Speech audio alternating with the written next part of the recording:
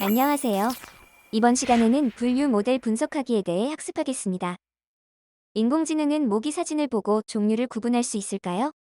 모기가 옮기는 질병으로 죽는 사람은 매년 70만 명이 넘습니다. 이 때문에 세계는 효과적인 모기 방제를 위해서 골몰하고 있는데요. 이런 가운데 질병관리청이 세계 최초로 모기의 발생량은 물론 모기의 종류까지 실시간으로 자동 분석해내는 장비를 개발했습니다. 기정훈 기자가 보도합니다. 야외 공원에 설치된 자동 모기 분류 감시 장비입니다. 모기가 얼마나 많은지를 측정하는 장비는 전에도 있었지만 이 장비는 모기의 종류까지 순식간에 분석해냅니다. 실험실 테스트가 아니라 현장 활용을 위해 만든 장비는 세계 최초입니다. 이산화탄소로 모기를 유인해 잡은 뒤 자동으로 사진을 찍으면 AI 인공지능이 어떤 모기인지 확인해서 종별 개체수를 자동 집계해 줍니다. 현재 분류 정확도는 94.7%지만 학습하는 AI의 특성상 정확도는 계속 높아질 것으로 기대됩니다. 잡은 모기를 사람이 일일이 눈으로 보고 분류해서 일주일 이상 걸리던 기존 방식과 비교하면 실시간 분석이라 방제에 큰 도움이 됩니다. 숲모기가 많이 나오면 숲지역을, 집모기가 많이 나오면 하수관을 집중 방제하면 돼 과도한 살충제 사용까지 줄일 수 있습니다. 그 모기가 증가한다는 얘기는 그 질병이 전파될 가능성이 높아지니까 그거에 따른 저희가 대응을 조금 선제적으로 할 수 있는 그런 기초 데이터를 얻게 되는 거죠. 특히 말라리아나 뇌염처럼 치명적인 감염병을 옮기는 모기도 바로 파악할 수 있어서 방역 효과 높이는 데도 기여할 수 있습니다. 모기 때문에 죽는 사람은 매년 70만 명 이상으로 인간에게 가장 위험한 동물 1위가 바로 모기입니다. 사람이나 뱀, 개 등 다른 동물로 인한 사망자를 모두 합쳐도 모기로 인한 사망자보다 적습니다. 미 항공우주국 나사가 수년 전부터 스마트폰 앱을 이용한 세계 모기 발생 지도를 만드는 등 세계 각국의 모기 방제에 관심이 높은 것도 이 때문입니다. 질병관리청은 시범 운영을 거친 뒤 전국으로 운영을 확대하는 한편 충남대 등 공동개발기관들과 함께 해외 수출도 모색하기로 했습니다. YTN 기정훈입니다. 영상을 통해 확인한 것처럼 인공지능은 모기 사진을 찍어 어떤 모기인지 종류를 구분하여 표시할 수 있습니다. 어떻게 인공지능은 모기를 종류별로 분류할 수 있을까요? 지도학습은 머신러닝의 학습 방법 중 하나로 인공지능에게 정답을 알려주며 학습시키는 방법입니다. 예측하는 방법 이외에 어떤 분류 방법이 있는지 알아봅시다. 이번 시간 학습 목표입니다. 분류 모델의 개념을 이해할 수 있다. 다양한 분류 알고리즘의 특징을 이해하고 적절한 분류 모델을 적용할 수 있다. 이번 시간 핵심 개념입니다. 분류 모델, 분류 모델 특징, 분류 모델 적용. 분류 모델이란 무엇일까요? 는 클래시피케이션이라고 합니다. 무엇인가를 분류한다는 것은 어떤 작업을 하는 것인지 한번 생각해 볼까요? 어지럽혀져 있는 대상이 있을 때 그것을 성격에 맞는 이름으로 구분해서 그룹핑하는 것이 분류 작업이죠. 장난감을 장난감이라고 쓰여 있는 수납 상자에 넣는 것도 분류이고, 바이러스를 검사한 사람이 양성인지 음성인지 구분하는 것도 분류죠. 사실 여러분은 지도학습의 분류가 무엇인지 이미 알고 있습니다. 이전 예제에서 손톱을 깨무는 이미지들을 손톱이라는 이름으로 분류했던 것 기억나시죠? 그렇게 했더니 새로운 이미지가 나타났을 때 그것이 손톱인지 정상인지를 분류할 수 있었습니다. 이것이 지도학습인 이유가 무엇일까요? 첫 번째 이유는 과거에 만든 데이터를 통해서 배우기 때문입니다. 두 번째 이유는 이 데이터가 독립변수와 종속변수로 이루어져 있다는 점입니다. 이 중에서 사진은 독립변수이고 손톱과 정상과 같은 이름은 종속변수입니다. 즉, 독립변수와 종속변수를 통해서 모델을 만든다는 점에서 지도학습인 것입니다. 자, 그런데 결과가 숫자가 아니라 손톱, 정상과 같은 이름이네요. 이럴 때는 회귀를 사용하지 않습니다. 분류라는 방법을 이용해야 합니다. 앞으로 여러분이 어떤 문제를 만났을 때 그 문제에서 추측하고자 하는 결과가 이름 혹은 문자라면 이렇게 하면 됩니다. 전문가에게는 지도학습의 분류로 해결해 주세요 라고 요청하면 됩니다. 지도학습의 분류로 할 수 있는 일들을 정리해 봤는데요. 진도를 더 나가기 전에 영상을 잠시 멈춰 놓고 분류의 여러 사례들을 천천히 구경해 봅시다. 이렇게 어려운 설명을 이해할 수 있게 되었습니다. 가지고 있는 데이터에 독립변수와 종속변수가 있고 종속변수가 숫자일 때 회귀를 이용하면 됩니다. 또 내가 가진 데이터에 독립변수와 종속변수가 있고 종속변수가 이름일 때 분류를 이용하면 됩니다. 영상에서 확인한 것처럼 분류 모델이란 입력된 데이터를 2개 이상의 학습된 범주로 구분하는 모델입니다. 분류 모델은 정답짓 웨이블이 포함된 데이터를 학습하여 새로운 데이터가 입력되면 정답에서 학습한 변수 즉 클래스 중 하나로 구분하는 기계학습의 지도 학습 모델입니다. 분류 모델은 정답을 이용하여 각 범주에 속하는 데이터의 특성을 학습하고 새로운 데이터가 어떤 범주에 속하는지 판단합니다. 분류 모델 단원에서는 이진 분류와 다중 분류 특성에 대해서 학습합니다. 회귀 모델과 분류 모델의 차이를 한번 알아보겠습니다. 회귀 모델의 종속 변수는 연속형 자료여야 하고 분류 모델의 종속 변수는 범주형 자료여야 합니다. 공부 시간에 따른 성적의 예측은 회귀 모델을 적용하지만 공부 시간에 따라 합격인지 불합격인지를 구분할 때는 분류 모델을 적용합니다. 연속적인 값인 성적은 회귀 모델을 적용하고 합격과 불합격의 범주로 구분하는 것은 분류 모델을 적용합니다. 스팸 메일 분류와 붓꽃 분류로 분류 모델의 종류를 알아보겠습니다. 종속 변수 즉 타겟의 범주가 2개인 분류 모델을 이진 분류 모델이라 하고 3개 이상인 분류 모델을 다중 분류 모델이라고 합니다. 따라서 스팸 메일 필터로 일반 메일과 스팸 메일 2개의 범주로 분류하는 경우는 이진 분류이고 시토사, 버시컬러, 버지니카 3가지 품종으로 붓꽃을 구분하는 경우는 다중 분류라고 합니다. 특성에 대해 알아보겠습니다. 특성은 입력 데이터의 개별 속성을 나타내고 모델의 범주를 예측할 때 도움을 줍니다. 특성은 피처라고 부릅니다. 분류에서는 붓꽃 데이터를 자주 활용하는데요. 붓꽃은 영어로 아이리스라고 하며 붓꽃 데이터셋은 150개의 붓꽃 데이터 정보를 가지고 있습니다.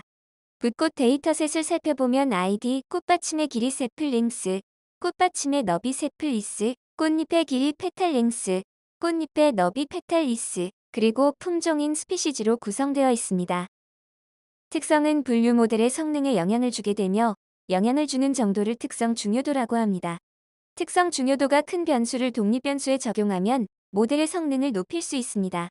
어떤 특성은 개별적으로는 분류에 큰 영향을 미치지 않지만 다른 특성과 결합하거나 추출하면 중요해집니다.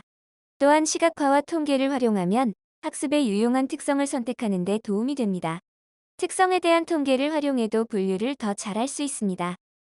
데이터셋은 시각화를 통해서 특성 중요도를 확인할 수 있습니다. 다음 시각화에서 붓꽃, 꽃잎의 길이와 너비를 독립변수로 적용할 때 분류가 더 잘 되는 것을 확인할 수 있습니다. 다음에 붓꽃 데이터셋 특성 통계를 살펴보면 꽃받침의 길이와 너비인 세플링스와 세플리스에서는 분류가 섞여 있지만 꽃잎의 길이와 너비인 페탈랭스와 페탈리스에서는 비교적 명확하게 구분되어 보이는 것을 확인할 수 있습니다. 어떤 분류 모델을 선택하면 좋을까요? 분류의 결과가 가장 좋은 모델을 선택하여 적용하는 것이 좋습니다. 이를 위해서는 다양한 분류 모델의 특징을 알아보고 가장 적합한 모델을 선택하여 적용할 수 있어야 합니다. 분류 모델에는 로지스틱 회귀, KNN이라 불리는 K 최근접 이웃, SVM이라 불리는 서포트 벡터 머신, 뉴럴 네트워크라 불리는 인공신경망 의사결정 트리, 랜덤 포레스트 등의 모델이 있습니다. 먼저 로지스틱 회귀 모델입니다. 로지스틱 회귀는 이진 분류 문제에 많이 사용하며 다중 분류 문제에도 적용할 수 있습니다. 로지스틱 회귀는 한 개의 종속 변수와 한 개 이상의 독립 변수 사이의 관계를 모델링합니다. 이때 임의의 값을 입력받아 0과 1 사이의 값을 출력하는 시그모이드 함수를 사용합니다. 시그모이드 함수는 S자형 곡선을 갖는 수학 함수로 이진 분류 문제에서 출력층의 활성화 함수로 사용합니다. 다음과 같이 출력값의 범위가 0에서 1 사이로 확률을 나타내기에 좋습니다. 그러나 입력의 절대값이 클 경우 기울기가 매우 작아져서 소실 문제가 발생할 수 있습니다. 임계값은 모델의 범주를 결정하는 데 사용되는 기준값으로 스레스홀드라고 합니다. 기본 임계값은 0.5로 설정되어 있고 확률이 0.5보다 크면 양성 범주로 분류하고 그렇지 않으면 음성 범주로 분류합니다. 로지스틱 회귀를 사용하여 공부 시간에 따른 합격을 예측해 보겠습니다. 종속 변수인 합격 여부의 임계값을 0.5로 가정하였을 때 0.5 이상이면 1인 합격으로 0.5 미만이면 0인 불합격으로 분류합니다. 다음은 공부 시간에 따른 합격 여부 데이터이고 이를 임계값에 따른 합격과 불합격으로 표시한 그래프입니다. 화면에서 7시간 공부했다면 합격으로 분류될까요? 불합격으로 분류될까요? 이를 오렌지 3로 구현해 보면 독립 변수인 공부 시간이 7시간으로 주어졌을 때 로지스틱 회귀는 1, 즉 합격으로 예측한 것을 확인할 수 있습니다. KNN이라 불리는 K 최근접 이웃 모델입니다. K 최근접 이웃은 가장 가까운 K개의 데이터를 보고 범주를 판단하는 분류 모델입니다. 비슷한 특성을 가진 데이터는 서로 가깝게 묶여 있다고 가정하고 새로운 데이터와 가장 가까운 K개의 훈련 데이터를 찾아 가장 많은 수를 차지하는 범주를 예측하는 것입니다. 만약 K가 3이면 동그라미가 2개이고 네모가 1개이므로 새로운 세모는 동그라미로 분류합니다. 그러나 K가 5라면 동그라미가 2개이고 네모가 3개이므로 새로운 세모는 네모로 분류합니다. 이때 데이터 간의 거리를 측정하는 방법은 유클리디안 거리, 맨해튼 거리, 코사인 유사도 등을 활용합니다. 유클리디안 거리는 두 점 사이의 최단 거리를 계산합니다. 출발 지점과 목적지까지의 거리는 x2-x1의 제곱값과 y2-y1의 제곱값을 더한 값의 제곱근입니다. 맨해튼 거리는 블록을 지나가는 형태로 거리를 계산하므로 출발 지점에서 목적지까지의 거리인 1번 경로와 2번 경로, 3번 경로의 값이 모두 같습니다. x2-x1의 절대값과 y2-y1의 절대값을 더한 값이기 때문입니다. 코사인 유사도는 두 벡터 간의 각도 코사인 값으로 유사도를 측정합니다. A와 B가 이루는 코사인 값이 크면 사이각이 작아지고 데이터 유사도가 높아집니다. K 최근접 이웃으로 붓고 데이터를 분류하기 위해서 다음의 워크플로로 구현하였습니다. 학습 데이터셋과 검증 데이터셋을 7대3으로 나누기 위해 데이터 샘플러, 위젯의 학습 데이터를 70%로 지정하여 학습을 진행하였습니다. KNN 위젯을 더블 클릭하면 넘버 오브 네이버즈에서 K값을 결정할 수 있습니다. 그리고 매트릭 부분에서는 어떤 거리를 사용할지 설정할 수 있습니다. KNN 모델을 사용하여 K값은 5, 데이터 거리는 유클리디안 거리를 적용하였습니다. 이번에는 서포트 벡터 머신입니다. 서포트 벡터 머신은 SVM이라고 합니다. 서포트 벡터 머신의 목적은 집단을 가장 잘 분류하는 최적의 선을 찾는 것입니다. 동그라미와 세모들 범주의 경계에 있는 데이터 사이가 최대로 떨어지도록 하려면 2번과 3번보다는 1번 직선을 선택하는 것이 좋습니다. 이때 각 범주의 가장 끝에 있는 데이터 간의 거리인 마진을 최대화할 수 있는 경계를 서포트 벡터라고 합니다. 범주의 경계에 있는 서포트 벡터 A와 서포트 벡터 B를 지나는 평행 직선을 그리고 두 평행 직선 사이의 최단 거리인 마진이 크도록 분류합니다. 이때 두 서포트 벡터의 중앙을 지나는 직선으로 두 범주를 분류하는 최적의 선을 결정 경계라고 합니다. 서포트 벡터 머신은 2차원 평면에서 분류가 어려울 때 차원을 고차원으로 변환합니다. 3차원 이상인 고차원 공간에서 데이터 사이의 거리가 최대가 되는 초평면을 찾습니다. 다음은 3차원 초평면의 결정 경계입니다. 왼쪽 데이터는 2차원에서 구분할 수 있는 선을 찾을 수 없지만 3차원에서 평면으로 구분할 수 있습니다. 서포트 벡터 머신은 작은 크기에도 잘 작동하고 과대 적합을 피할 수 있습니다.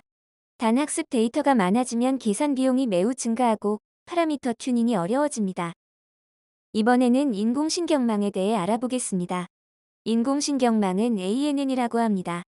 다음은 뇌의 신경세포인 뉴런입니다.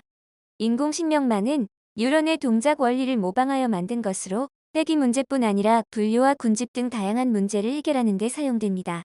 퍼셉트론은 인공신경세포로 입력 신호를 받아들이고 가중치에 따라 계산된 Y를 출력합니다. 이때 가중치 W는 일정 값 이상인 경우에만 출력 신호를 전달하기 위해 활성화 함수를 사용합니다. 활성화 함수란 인공신경망에서 사용하는 함수로 입력값을 변환하여 출력값을 생성하며 시그모이드 함수, 렐루 함수, 하이퍼볼릭 탄젠트 함수 등이 있습니다. 렐루 함수는 그림 63과 같이 입력이 양수이면 입력값을 그대로 반환하고 음수이면 0을 반환하는 함수입니다. 인공신경망에서 단층 퍼셉트론은 다음과 같이 입력층인 인풋 레이어와 출력층인 아웃풋 레이어만 존재합니다. 다층 퍼셉트로는 입력층과 출력층 사이에 복잡한 문제를 해결하기 위하여 은입층인 히든 레이어가 존재합니다. 심층 신경망인 DNN은 은입층이 2개 이상인 신경망이고 딥러닝은 심층 신경망을 학습하는 것입니다. 순전파 학습은 입력층에서부터 출력층으로 데이터가 이동하면서 각 뉴런의 가중치가 곱해지고 편향이 더해집니다. 역전파 학습은 가중치와 편향을 수정하여 최적의 파라미터 값을 학습합니다. 역전파를 통해서 실제 값과 모델의 예측값 사이의 오차인 비용 함수를 최적화합니다. 시그모이드 함수를 최적화하면 기울기 값이 소실되므로 렐루 함수를 사용합니다. 이때 기울기 소실이란 딥러닝의 역전파 과정에서 입력층으로 갈수록 기울기가 점점 작아져서 학습이 원활하게 진행되지 않는 현상을 말합니다. 왜냐하면 활성화 함수의 최적화를 위해서 미분을 하는데 시그모이드 함수를 미분하면 가장 큰 값이 0.25이고 점점 0에 가까워지게 되므로 출력층에서 멀어질수록 기울기가 계속 곱해져서 값이 매우 작아지게 되기 때문입니다. 의사결정 트리에 대해 알아보겠습니다. 의사결정 트리를 디시전 트리라고 합니다. 의사결정 트리는 질문을 기반으로 나무 구조를 만들어갑니다. 각 질문인 노드의 답에 따라 다음 노드로 가는 길을 결정하면서 분류를 수행하므로 데이터셋의 각 특성을 평가하여 점수가 가장 높은 순으로 분류하고 종단 노드인 리프 노드가 분류의 결과가 됩니다. 의사결정 트리는 시각화가 쉽고 해석이 직관적이며 최소한의 데이터 사전 처리가 필요합니다. 또한 숫자 및 범주형 데이터를 모두 처리할 수 있고 회귀 모델에서도 사용할 수 있습니다. 단, 과대 적합의 위험이 있어서 가지치기와 같은 기법이 필요하며 학습 데이터에 있는 작은 변화에도 민감하게 반응하여 다른 나무가 생성될 수 있습니다. 이때 가지치기란 복잡한 나무 모델을 단순화하여 과대 적합을 방지하고 모델의 일반화 능력을 향상시키는 방법입니다. 사전에 나무가 일정 깊이가 되거나 노드의 데이터 포인트가 X개 미만이 되면 분할을 멈추게 지정하거나 사후에 불필요하거나 정보력이 낮은 노드를 제거하는 것입니다. 마지막 랜덤 포레스트 모델입니다. 앙상블 모델은 여러 개의 의사결정 트리를 결합하여 사용하는 모델로 서로 다른 모델이 투표하는 보팅과 같은 모델이 투표하는 배깅, 데이터 샘플링 방식인 부스팅이 있습니다. 랜덤 포레스트는 같은 모델이 투표하는 배깅을 활용하는 것으로 각 의사결정 트리의 예측 결과를 종합하여 최종 예측을 수행합니다. 분류 모델에서는 각 의사결정 트리의 투표 결과를 기반으로 범주를 결정하고 빼기에서는 예측값의 평균을 사용합니다. 랜덤 포레스트는 과대 적합에 강하고 일반적으로 높은 정확도를 보이며 특성 중요도를 측정할 수 있습니다. 단, 학습 시간이 오래 걸릴 수 있고 의사결정 트리보다 해석하기 어려울 수 있습니다.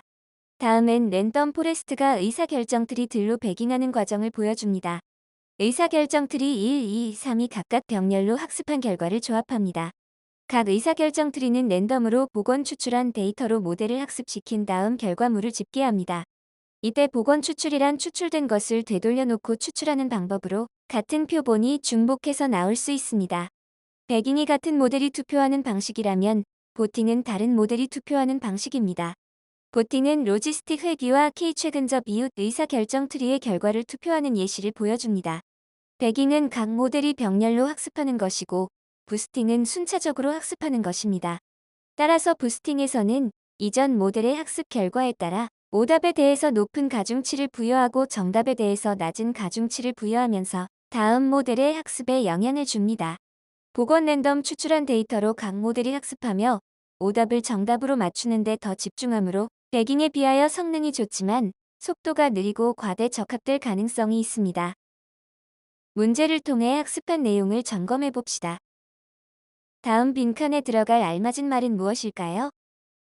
주어진 데이터를 특정 클래스로 할당하는 기계학습의 지도학습 모델은 분류 모델이며 분류 모델에는 로지스틱 회귀, K 최근접 이웃, 서포트 벡터 머신, 인공신경망 의사결정 트리, 랜덤 포레스트 등이 있습니다. 문제를 통해 학습한 내용에 대한 최종 점검을 해보겠습니다. 다음은 분류 모델에 대한 설명인데요. 적절히 배치한 것을 고르세요.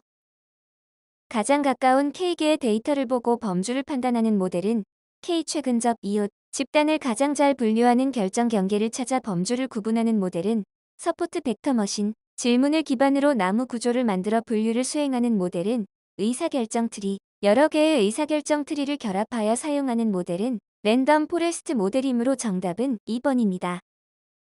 지금까지 학습한 내용입니다. 분류 모델이 무엇인지 학습하였습니다.